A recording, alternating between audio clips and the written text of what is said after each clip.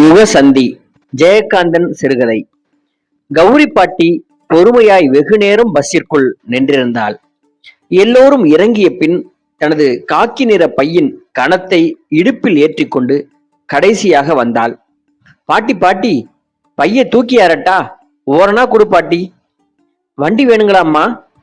புதுப்பாளையம் வக்கீல் குமாஸ்தா ஐயர் வீடு தானுங்களே, வாங்க போவோம் என்று பல்வேறு வரவேற்பு குரல்களுடன் அவளை இறங்க விடாமல் தடுத்து நின்ற வண்டிக்காரர்களையும் கூலிக்கார சிறுவர்களையும் பார்த்து கனிவோடு சிரித்துவிட்டு பாட்டி சொன்னாள், எனக்கு ஒன்னும் வேண்டாம்ப்பா, சித்த வடிய விட்டேல்னா நான் மெல்ல நடந்தே போயிடுவேன்.